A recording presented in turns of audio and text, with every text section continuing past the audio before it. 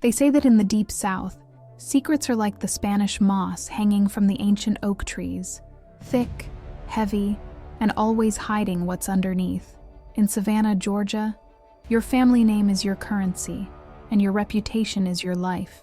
My name is Abigail, though everyone in this town used to call me Plain Abby.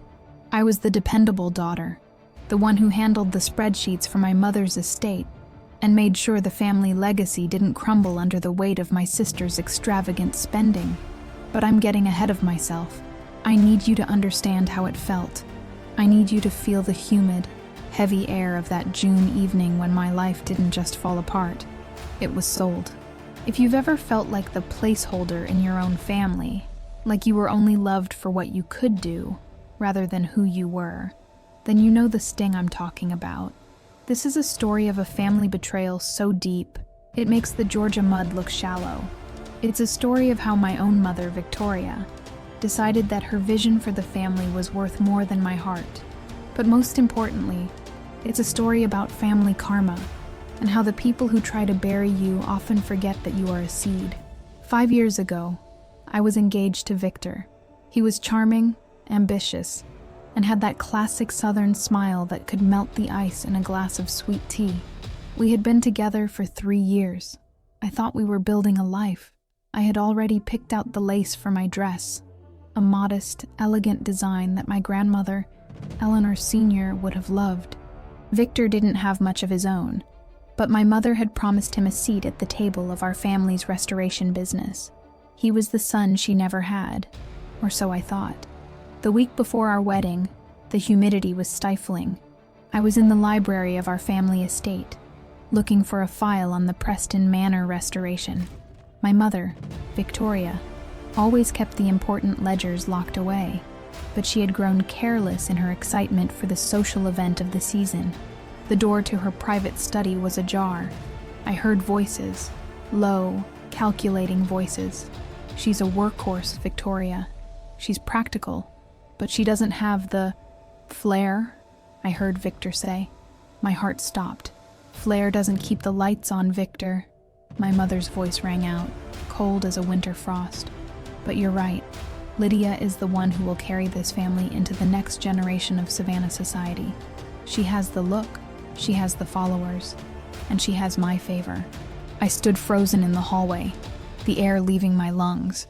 But Abigail expects a wedding, Victor whispered, a hint of cowardice in his tone. Abigail will do what she always does. The practical thing, Victoria snapped. I've made it very simple for you, Victor. If you marry Abigail, I will cut off the investment fund my husband left. You will start with nothing. But if you marry Lydia, I will double the partnership share. I will give you the life you've always dreamed of. You'll be the king of Savannah, with the most beautiful woman on your arm. All you have to do is make the switch. Lydia is already on board. She's always wanted what Abigail had anyway. There was a long silence. I prayed. I begged the universe for him to say no, to say he loved me. When do we tell her? Victor asked. He didn't even hesitate. He sold 4 years of my life for a partnership and a prettier bride. My own mother had coached him into it, dangling my sister Lydia like a prize for his greed. I didn't storm in. I didn't scream. I felt a coldness wash over me that I didn't know was possible. I realized then that in Victoria's eyes, I wasn't a daughter. I was a liability. I was the boring one who actually did the work, while Lydia was the shining star who deserved the rewards. They thought I would just take it. They thought I would cry quietly and then offer to coordinate the flowers for their new wedding. That was their first mistake. Before I tell you what I found in my grandmother's old trunk that changed everything, I want to ask you something. Have you ever been betrayed by the one person who was supposed to protect you? If you're rooting for justice today, please subscribe to Prime Karma Stories and hit that like button. It helps me share these lessons of karma with more women who need to know they aren't alone. Leave a comment below with the word justice if you've ever had to start over from scratch. I walked out of that house that night with nothing but my handbag and the engagement ring Victor hadn't yet asked back for. I didn't give them the satisfaction of a scene.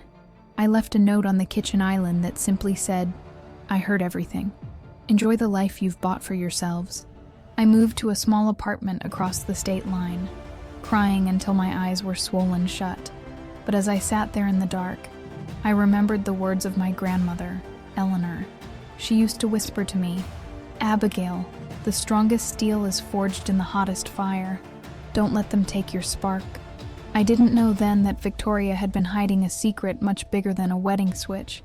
She hadn't just stolen my fiancé, she had stolen my birthright. And she had no idea that 5 years later, at her own 60th birthday gala, I would be the one holding the bill. But as I packed my bags to leave Savannah, a single phone call from a lawyer I didn't know changed the trajectory of my life forever. He mentioned a name I hadn't heard in years, a name that made my blood run cold. What did that lawyer say that made me realize my mother's betrayal went even deeper than I imagined? And how did I go from a broken-hearted runaway to the woman who would eventually own the very roof over Victoria's head? Stay tuned, because the real storm is just starting to brew in Savannah. The drive out of Savannah felt like a funeral. I remember the way the streetlights on Abercorn Street blurred into long yellow streaks through my tears. I had exactly $600 in my savings account, and a car that groaned every time I hit 60 miles per hour. My mother had always controlled the family wealth, and since I was the reliable one, I never questioned why my salary at the family firm was barely enough to cover my modest rent. I thought I was building equity. I thought I was a partner. I was just an unpaid servant in a silk blouse. I ended up in a tiny, cramped apartment in a town 3 hours away. It smelled like old cigarettes and damp carpet, a far cry from the lavender-scented hallways of our family estate. For the first few weeks, I was a ghost. I worked 12-hour shifts at a local diner. My hands, once used to handling delicate blueprints and antique ledgers, now covered in grease and dishwater. But it wasn't the hard work that hurt. It was the silence. My mother hadn't called once. Not to apologize, not to see if I was alive. My sister Lydia, however, made sure I stayed informed. Every morning, I'd make the mistake of checking her social media. There they were, Victor and Lydia, the new power couple of Savannah. Photos of them at the yacht club, photos of them picking out china patterns, my china patterns. "You're being so practical about this, Abby," my mother had said in that note she sent later. "It's better for the family, is it? Is it better for a mother to sell her daughter's happiness for a business expansion? Ladies, if you've ever been told to keep the peace while your heart was being stepped on, you know that peace is just another word for your silence. And I was done being silent. The turning point came on a Tuesday. I was exhausted, sitting on my floor eating cold cereal, when my phone rang. It was an unrecognized number with a Savannah area code. I almost didn't answer. "Hello? Abigail? Is that you? It's George Sterling. I was your grandmother Eleanor's attorney." My heart did a strange little flip. Mr. Sterling was a man of the old guard, honest, sharp, and someone my mother had replaced the moment my grandmother passed away 3 years prior. "Mr. Sterling," I whispered, "it's been a long time. I heard you left town, Abigail. I heard the rumors about the wedding. I'm truly sorry, but that's not why I'm calling. I've been going through some old physical files in my basement, files your mother insisted were destroyed in the office fire years ago." "What files?" "Abigail, your grandmother Eleanor didn't just leave the house to Victoria. She set up a secondary trust, a massive one. It was tied to the restoration of the historic district properties. The trust was specifically named for you. It was meant to be triggered on your 25th birthday, or your wedding day, whichever came first." I felt the air leave the room. I was 27. My 25th birthday had come and gone while I was working for free for my mother, believing we were struggling to keep the business afloat. "Victoria told me there was no trust," I said, my voice shaking. "She told me Grandma Eleanor left everything to her to protect us because Lydia and I were too young." There was a heavy pause on the other end of the line. "Abigail, according to these documents, your mother didn't just protect the money. She's been drawing from it. She used your inheritance to fund Lydia's lifestyle and Victor's partnership buy-in. She moved the assets into a shell company. She didn't think anyone would ever look for the original paperwork, because she thought I had lost it in the fire. The betrayal I felt in the library a few weeks ago was a paper cut compared to this. This was a surgical strike. My mother hadn't just switched grooms. She had stolen the very foundation of my future to build a golden pedestal for my sister. She knew that if I got that money, I wouldn't need her. I would be her competitor. So, she kept me poor, kept me practical, and kept me under her thumb. Why are you telling me this now, Mr. Sterling? Because, Abigail, I'm retired. I have no skin in this game anymore, and I always liked you. You were the only one who actually sat with Eleanor and listened to her stories about those old houses. You have her spirit. And frankly, I can't stand to see a woman like Victoria win by cheating. I have the original notarized copy of the trust agreement. It was never filed because your mother provided a replacement will that looked identical, but left out your name. Is it legal? Can I fight her? You could, Sterling said. But Victoria has the best lawyers in Georgia on her payroll, using your money. If you sue her now, she'll bury you in litigation for a decade. You're broke, Abigail. She knows that. That was the plan. I looked around my pathetic little apartment. He was right. I had the truth, but I didn't have the power. Not yet. What do? I asked. Grandmother Eleanor used to say, never show your hand until the pot is at its highest. Go somewhere else. Build something. Learn the business from the ground up, away from her shadow. When you are strong enough, come back. I'll keep this document in my safe. When the time is right, we'll strike. That night, I didn't cry. I felt a cold, hard diamond of resolve forming in my chest. If Victoria wanted a practical daughter, I would give her one.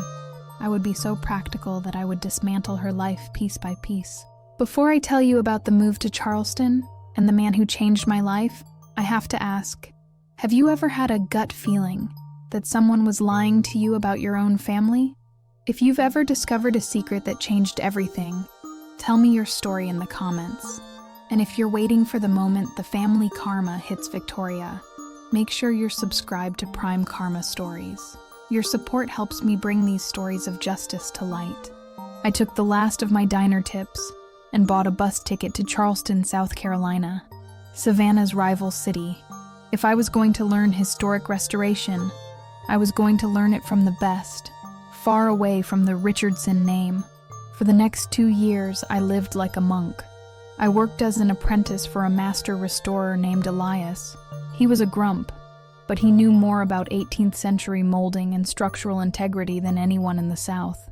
He didn't care about my last name.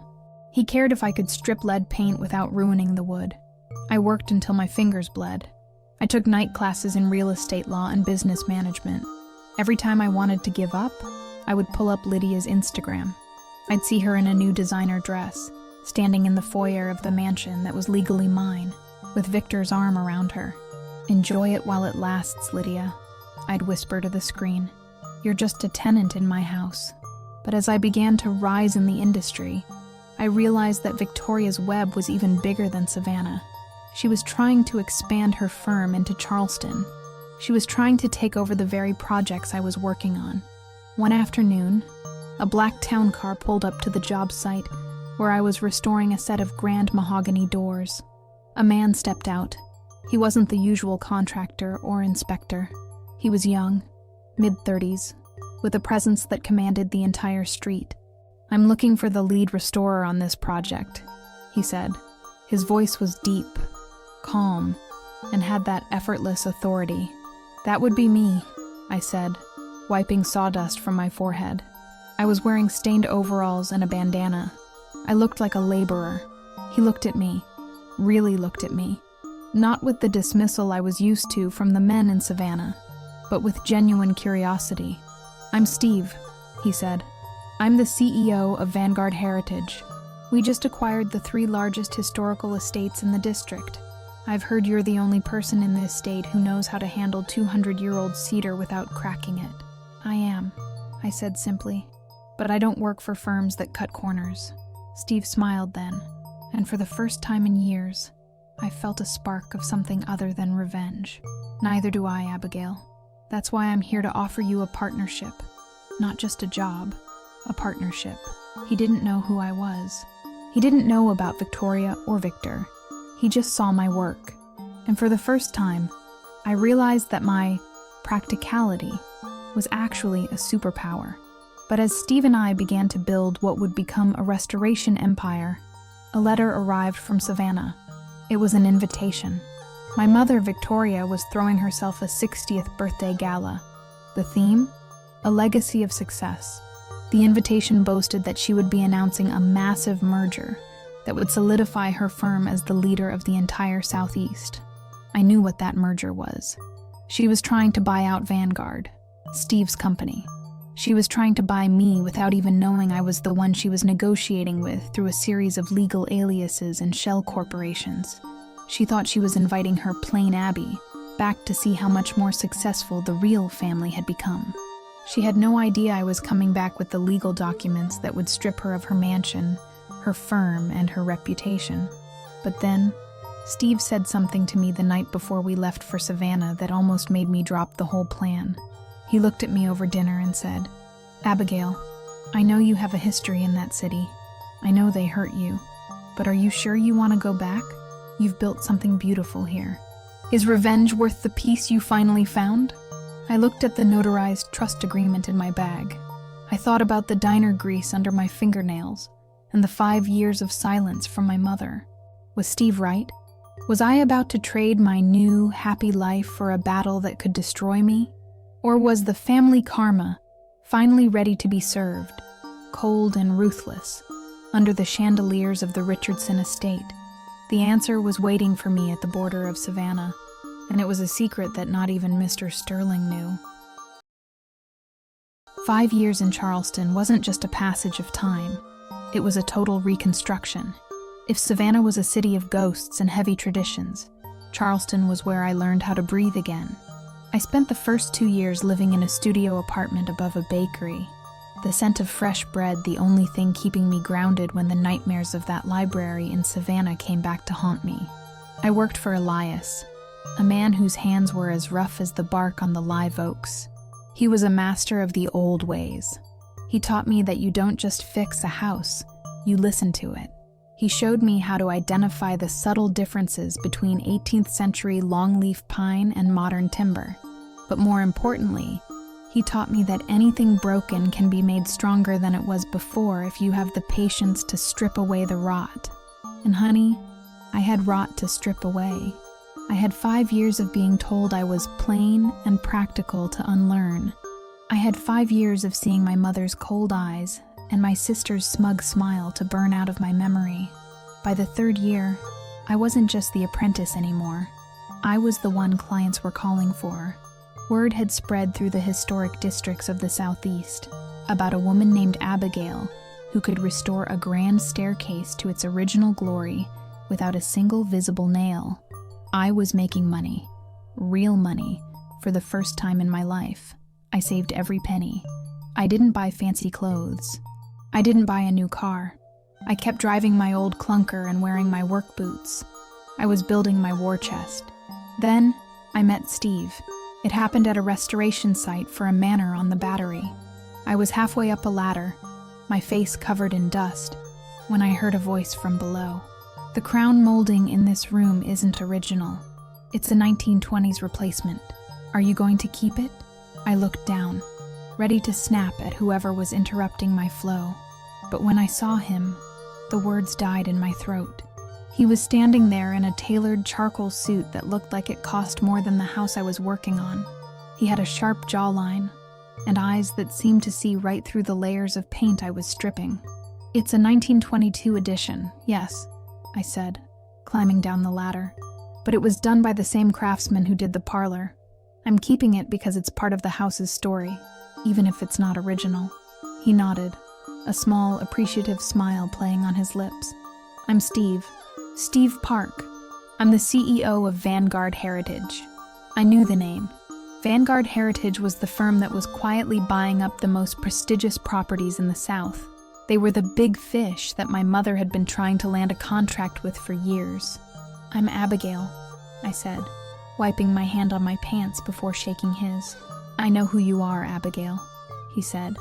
"I've been following your work for 18 months. You restored the Miller estate in New Orleans last year, didn't you?" I was stunned. "How do you know that?"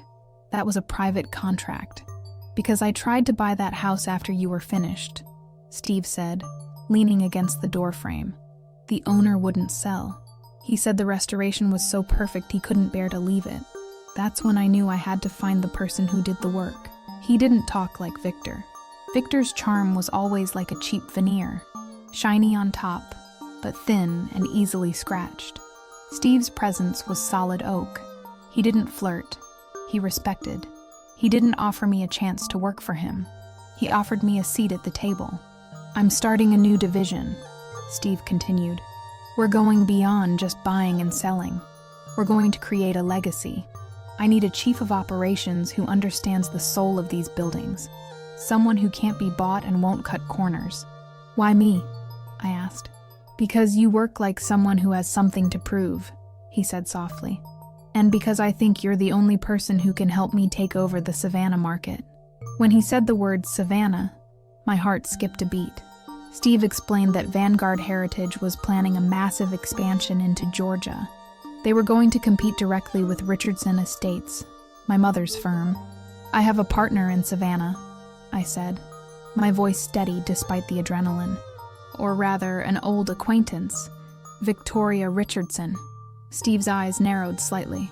"We've dealt with her. She's aggressive, but her work has been slipping. She's focusing more on social status than structural integrity lately. She's looking for a merger because she's overextended. She wants Vanguard to bail her out."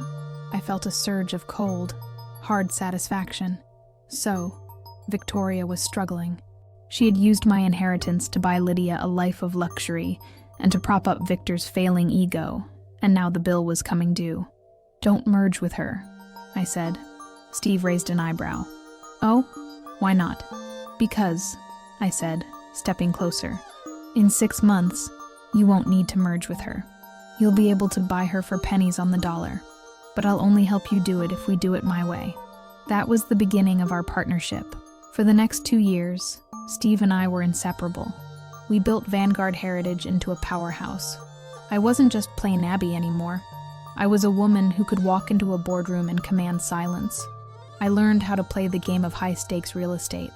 I learned how to use my mother's own tactics against her, buying up the properties she wanted before she could even get a loan approved. And through it all, Steve was there. He became my best friend, my confidant, and eventually, more. But I never told him the full truth about the trust fund. I didn't tell him about George Sterling or the document in the safe. I wanted to win on my own merit first. Ladies, there is no feeling in the world quite like realizing you are actually good at something. Not because someone gave you a chance, but because you worked until you were the best. If you've ever had a second act in your life, you know exactly what I'm talking about. If you're loving this journey of Abby's rise, please subscribe to Prime Karma Stories and leave a success in the comments. Every like and comment helps us show that karma is real. By the time the invitation to Victoria's 60th birthday gala arrived, I was a multi-millionaire in my own right. I was the silent partner in Vanguard's Savannah expansion. My name was on the deeds of 3 mansions on Jones Street that my mother had been desperate to acquire. I sat in my office in Charleston, looking at the gold-embossed card, a legacy of success. I looked at my hands. They weren't covered in sawdust anymore. My nails were manicured. My skin was soft. But underneath the surface, I was still the woman who had stripped those mahogany doors. I was still the woman who had been sold for $50,000. "Are you going?" Steve asked, walking into my office. He looked at the invitation on my desk. "Oh, I'm going," I said, a slow smile spreading across my face. "But I'm not going as the CFO of Vanguard. I'm going as the daughter she thinks is still washing dishes in a diner. Abigail, "You don't have to do this," Steve said, walking over and placing his hands on my shoulders. "You've won already. You're more successful than she ever was." "It's not just about the success, Steve," I said, leaning back into him. "It's about the truth. She needs to see the face of the person she tried to bury. And I want to see her face when she realizes she's been celebrating a legacy that belongs to me." I called George Sterling that night. "Is the document ready?" "It's been ready for 5 years, Abigail," the old lawyer said. "I've been watching the news. I see what you've built. Your grandmother would be so proud. I'm coming back to Savannah, George, for the birthday party. Then I'll have the papers waiting for you," he said. "But be careful, Abby. Victoria is a cornered animal right now. She's desperate, and a desperate woman is a dangerous one." I hung up the phone and looked at a photo Lydia had posted that morning. It was a picture of her and Victor in front of our family home. The caption read, "So excited for Mom's big night. Family is everything. Richardson's. Legacy. Savannah Society." Victor looked older. There were bags under his eyes. He didn't look like a man who had won. He looked like a man who was tired of pretending. I started packing my bags. I didn't pack my designer suits or my expensive jewelry. I packed a simple navy blue dress. I packed the boots I had worn in the workshop. I wanted them to see exactly what they had thrown away. I was going to walk into that party and play the role of the failed daughter one last time. I wanted to hear their insults. I wanted to feel their pity. Because the higher they built their pride, the harder they would fall when I pulled the rug out from under them. But as I was leaving my apartment, I got a text from a number I had blocked years ago. It was from Victor. "Abby, I know you're coming back for the party. Please, we need to talk before you see your mother. Things aren't what they seem. I made a mistake." I stared at the screen, my blood turning to ice. A mistake? He didn't even know the half of it. Why was Victor reaching out now, after 5 years of silence? What was the mistake he was so desperate to talk about? And what secret was Victoria hiding about the merger that was even more scandalous than the stolen trust fund? The stage was set for the most explosive night in Savannah's history, and the plain Abby they expected was bringing a storm they wouldn't survive. Crossing back over the Talmadge Memorial Bridge into Savannah felt like stepping into a beautiful, humid prison. The city hadn't changed. The live oaks still bowed under the weight of the Spanish moss, and the smell of the salt marsh still clung to the air. But the woman crossing that bridge was a stranger to the girl who had fled 5 years ago. I didn't drive a flashy car into town. Steve had offered to lend me one of his luxury SUVs, but I declined. Instead, I rented a beat-up silver sedan from the airport. I wore a simple navy cotton dress I'd bought at a thrift store and scuffed leather boots. I pulled my hair back into a tight, sensible bun and wore no jewelry, not even a watch. I needed to look exactly like the plain Abby they remembered. I needed Victoria to look at me and feel that poisonous rush of superiority. Because a woman who thinks she has already won is a woman who stops looking for the knife at her back. My first stop wasn't the family mansion. It was a small, dusty office on the edge of the historic district. George Sterling was waiting for me. The office smelled of old parchment and floor wax, the scent of the truth. "You look different, Abigail," George said, standing up to greet me. He didn't mean my clothes. He saw the steel in my eyes. "I am different, George," I said. He reached into a heavy iron safe behind his desk and pulled out a thick, leather-bound folder. He laid it on the desk between us like it was a loaded weapon. The original notarized trust from Eleanor Sr. It's all here.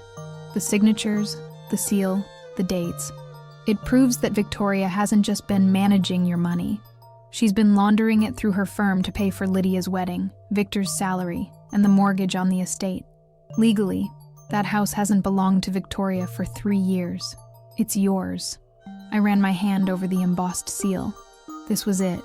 The proof of a family betrayal that had started long before the wedding switch. My mother hadn't just chosen a favorite daughter. She had systematically erased my existence to fund a fantasy. "Keep it safe until tomorrow night," I said. I want to see the look on her face when the legacy of success she's celebrating is revealed to be a house of cards built on my stolen future. Before I headed to the hotel, I made one more stop, the Griffin Tea Room. It was the epicenter of Savannah gossip. I knew exactly who would be there on a Friday afternoon. Mrs. Gable. She was the woman who knew everyone's business before they did. If I wanted a rumor to spread like wildfire through the gala, I just had to whisper it to her. I walked in, looking tired and slightly disheveled. I saw her sitting at a corner table with her usual circle of vultures. I pretended to be startled when our eyes met. "Abigail? Abigail Richardson?" she gasped, her pearls practically vibrating with excitement. "Hello, Mrs. Gable," I said, my voice low and slightly shaky. A perfect performance. "My word, child. We heard you were struggling in some diner out west. You look like life has been a bit of a climb, hasn't it?" "It's been a challenge," I whispered, clutching my cheap purse. "I'm just here for my mother's birthday. I didn't want to cause a stir. I'm staying at a small motel outside the city." "A motel? Oh, you poor thing," she said, though her eyes were gleaming with the joy of having fresh tragedy to report. "And have you seen Lydia? She's the queen of the city now. And Victor, well, he's quite the businessman these days." "I'm sure they're very happy," I said, looking down at my boots. "I just hope my mother will even let me in the door. I'm not exactly dressed for a gala." "Oh, don't you worry, dear. I'll make sure everyone knows you're back," she said with a predatory smile. I thanked her and left. Within an hour, I knew the word would reach Victoria. Abigail is back, she's broke, and she's pathetic. That evening, as I sat in my hotel room, which was actually a 5-star suite Steve had booked under a different name, my phone buzzed. It was Victor. He had been trying to reach me since I crossed the city limits.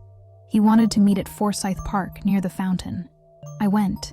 The park was beautiful at dusk, the white marble of the fountain glowing under the streetlights. Victor was standing there, looking exactly like a man who had sold his soul and realized the check bounced. His suit was expensive, but it hung off him. He looked haunted. "Abby," he said, stepping toward me. "You came.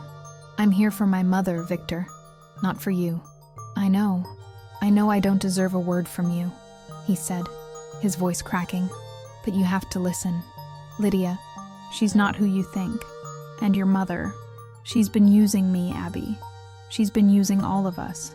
The firm is in trouble. That merger she's announcing tomorrow, it's a desperate move to cover up a massive shortfall in the accounts. Why are you telling me this now? Where was this honesty 5 years ago when you were taking a check to marry my sister?" He winced. "I thought I was doing what was right for my career. I thought you were too stable, too boring for the life I wanted.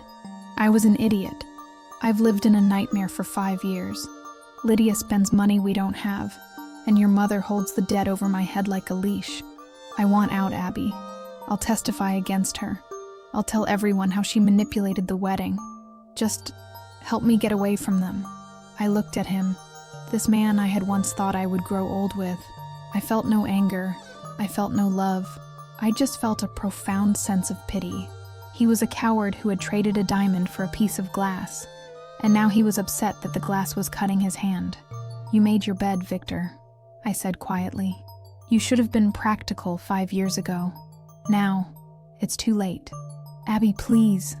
If the merger doesn't go through, Victoria is going to lose everything. She's counting on the Vanguard Heritage deal to save her. She told me if I don't keep Lydia happy until the papers are signed, she'll ruin me." I almost laughed. The Vanguard deal. He had no idea he was talking to the person who held the power to sign those papers. "I think you should go home to your wife, Victor. You have a big night tomorrow." As he walked away, his shoulders slumped in defeat. I realized that the family karma was already working on him. He didn't need me to ruin him. He had done that himself the moment he put a price tag on our relationship. Ladies, if you've ever had an ex come crawling back the moment they realized they threw away their best thing, you know exactly how I was feeling. It's a specific kind of satisfaction that no amount of money can buy. If you think Victor got exactly what he deserved, hit that like button right now and subscribe to Prime Karma Stories. We're getting to the best part, the gala where all the masks finally come off. I returned to my hotel and found Steve waiting for me. He looked at me, dressed in my poor Abby costume, and sighed. "You're really going through with the humble act, aren't you? I want to hear what they say when they think I can't fight back," I said. "I want to hear Victoria brag about her legacy while she's standing on my stolen property." "I'll be there," Steve said, pulling me into a hug. "I'll be at the back of the room. When you're ready to stop playing the victim and start being the CEO, just look at me." "I won't need to look at you, Steve.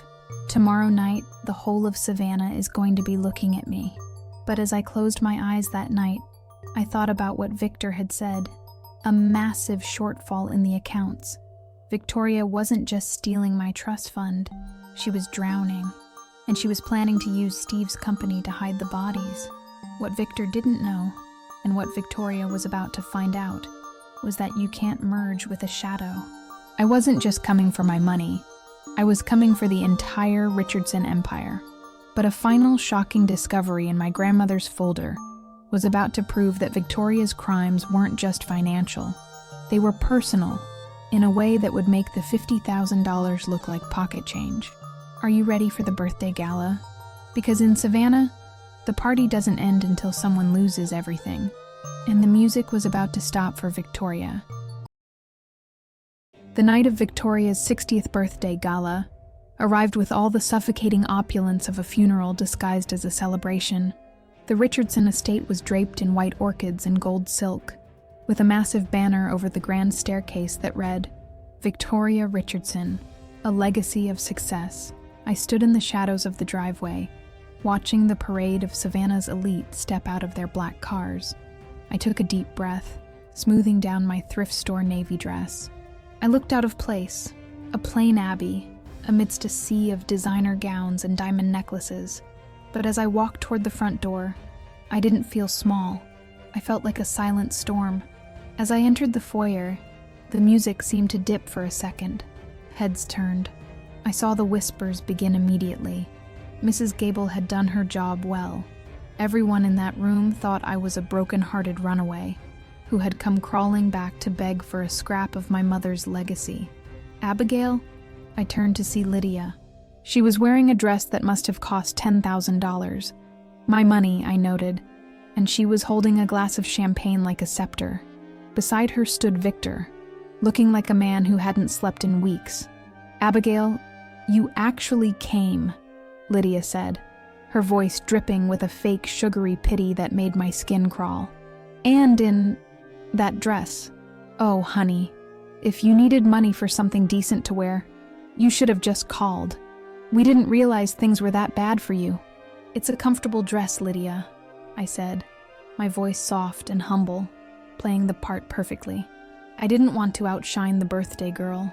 Lydia laughed, a sharp, cruel sound. "Trust me, there was no danger of that.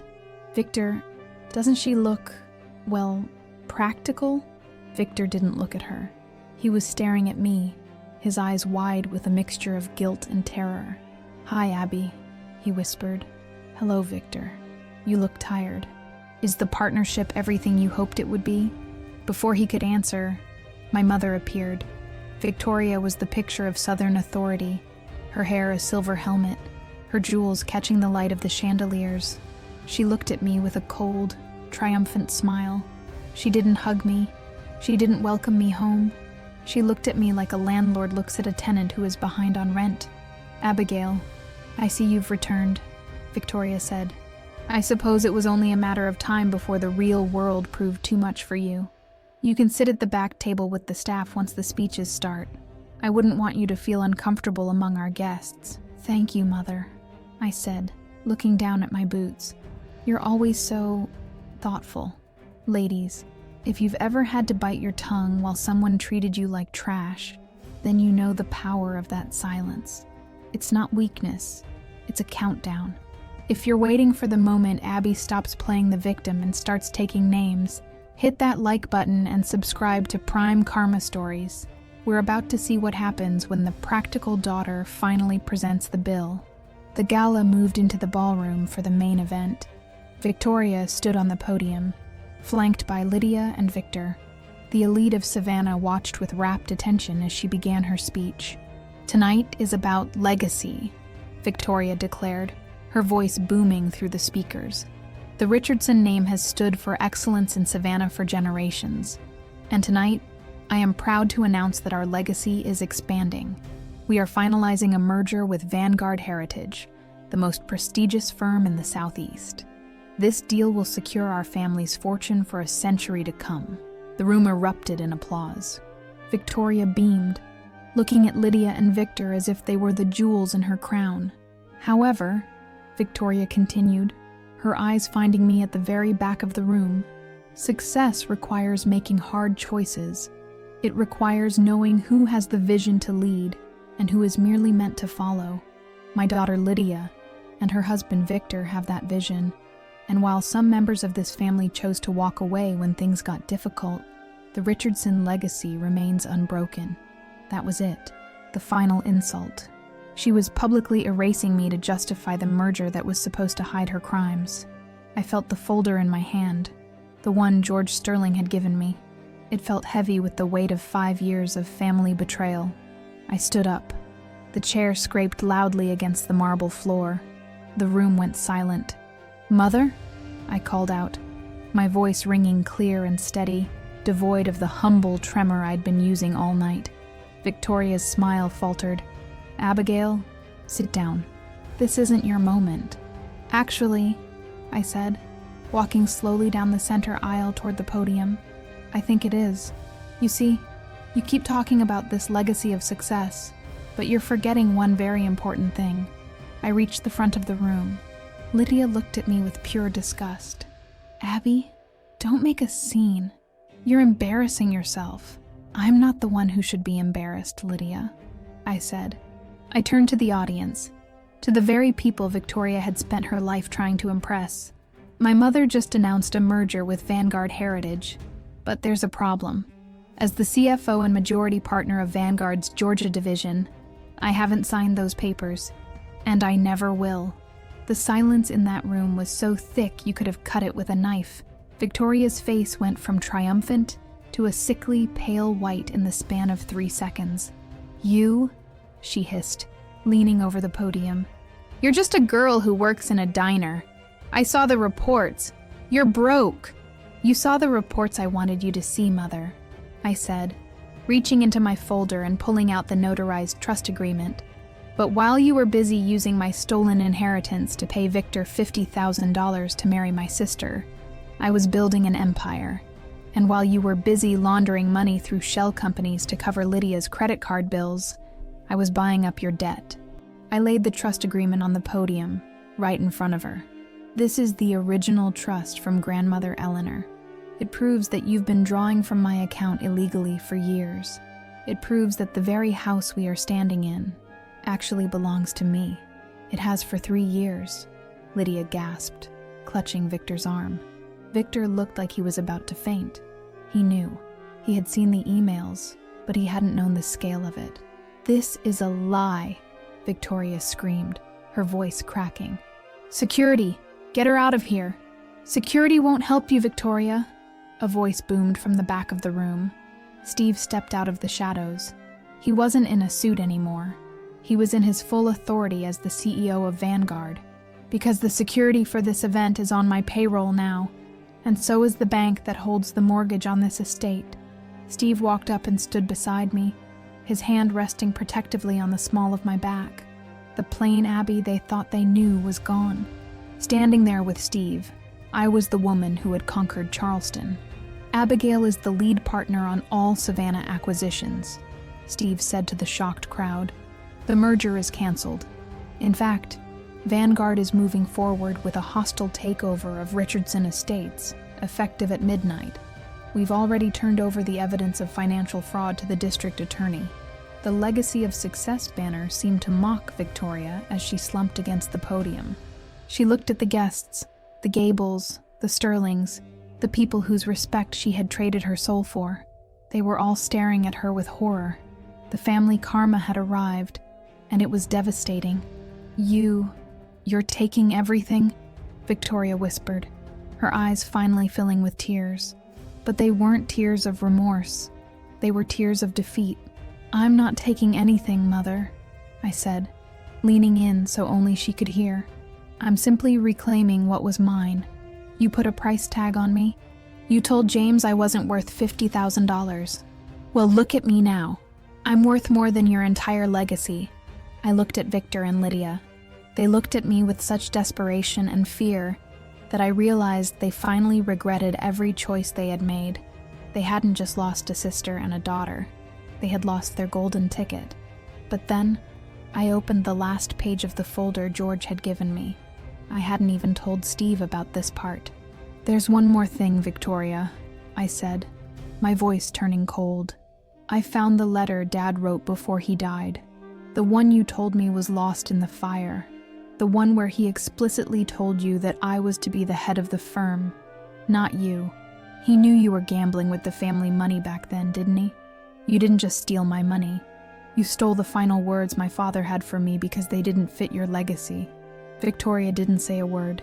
She couldn't. Her world had completely crumbled. As the police arrived at the gala to take Victoria in for questioning, I walked out of that mansion for the last time. But as I reached the driveway, Lydia ran after me, screaming something that would change the entire ending of this story. What was the final, desperate secret Lydia was about to reveal? And was my revenge truly as sweet as I thought? Or was there one more piece of the puzzle I had missed? Stay tuned for the final chapter of Abigail's journey, because the hardest part of karma is deciding when to walk away. The gravel of the driveway crunched under my boots as I walked toward the rental car, Steve's hand firm and steady on my shoulder. But the silence of the night was shattered by a high-pitched, desperate scream. "Abigail, wait! You can't just leave it like this." I turned. Lydia was running toward us, her expensive silk gown stained with wine, her mascara running down her face in dark, jagged streaks.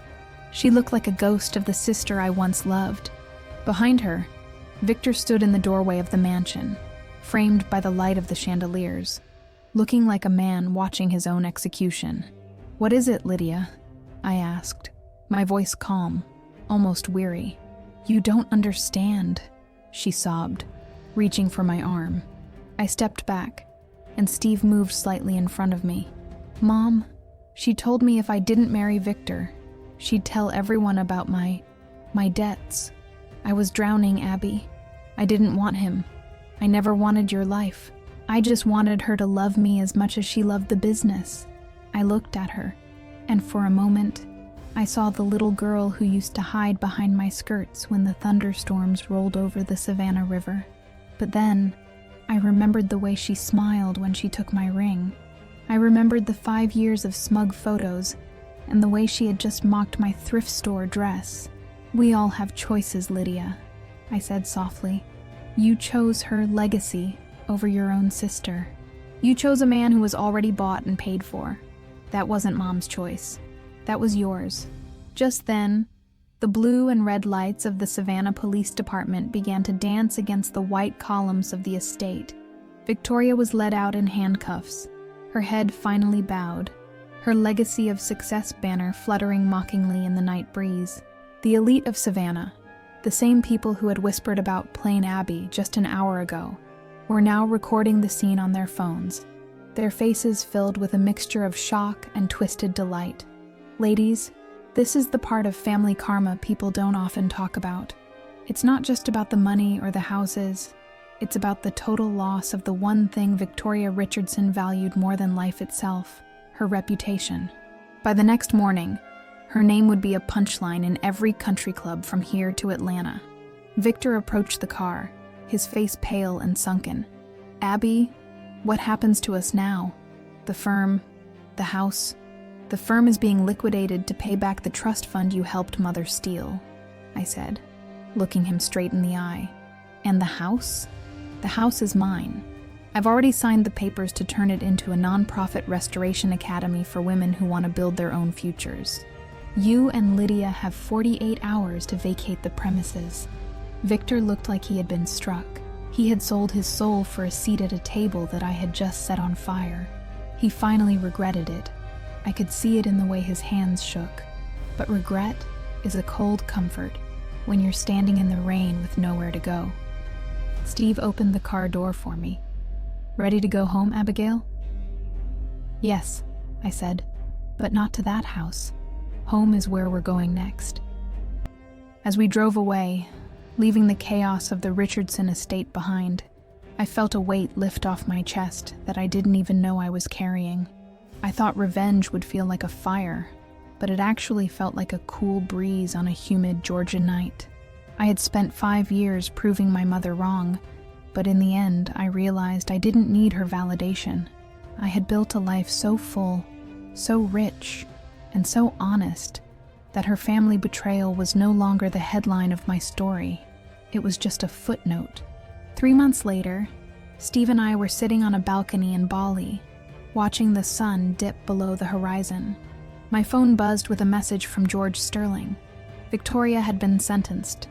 Lydia was working a retail job in another state, and Victor had disappeared into the shadows of a low-level construction job. They were alive, but they were living the practical life they had once tried to force on me. Steve took my hand and looked at me with that same respect I saw the first day we met. "No regrets?" he asked. "Not a single one," I replied. "I had learned that your value isn't determined by a price tag or a trust fund. It's determined by the strength of your character and the courage to walk away from people who don't see your light. If you've enjoyed this journey of justice and want to see more stories where karma finally finds its way, please subscribe to Prime Karma Stories and hit that notification bell. Your support allows us to keep telling these powerful tales of resilience. And before you go, leave a comment below with the words, "My worth," to show that you know your value can never be bought. Thank you for being part of Abigail's story. Remember, the best revenge isn't getting even. It's outgrowing the people who tried to keep you small. I thought my story ended there, but as I looked at the ring Steve was finally pulling out of his pocket, I realized that the real legacy was only just beginning, and this time, it was built on a foundation that no one could ever steal.